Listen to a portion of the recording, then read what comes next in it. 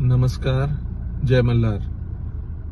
काल ज्यांना आपण सांगोला तालुक्याचे भाग्यविधाते म्हणतो, ज्यांनी या सबंध महाराष्ट्रामध्ये एक आदर्श आमदार कसा असावा, एक नेता कसा असावा याचं उदाहरण घालून दिलं, असे स्वर्गीय आमदार गणपतराव देशमुख साहेब यांच्या घरावर एका पक्षाच्या पक्षप्रवेशाच्या रॅलीच्या वेळेला भ्याड हल्ला झाला.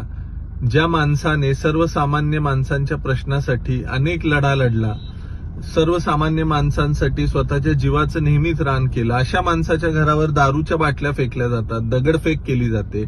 ज्या घरामध्ये स्वर्गीय गणपतराव देशमुख साहेबांच्या पत्नी वास्तव्याला होत्या, त्यांचं कुटुंब, महिला तिथं वास्तव्याला होत्या, अशा वेळेला त्यांच्या घरावर हमला होणं, त्या घरामध्ये, ज्या घरामध्ये आजचे विद्यमान सांगोल्याचे आमदार राहतात, अशा घरावर अशा प्रकारचा हमला होणे, ह्याचा अर्थ इतकाच आहे की महाराष्ट्रामध्ये लॉ अँड ऑर्डर सिच्युएशन कुठंच राहिलेली नाही, सगळी अराजकता माजलेली आहे. आणि अशा प्रकारचा जर कारभार होत असेल तर हे महाराष्ट्राला खपणारं नाही, महाराष्ट्राच्या संस्कृतीला खपणारं नाही.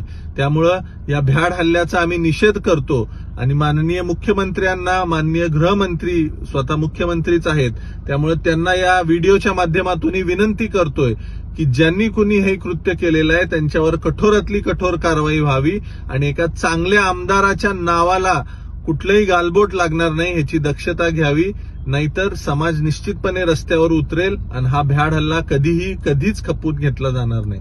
धन्यवाद. जय मल्हार.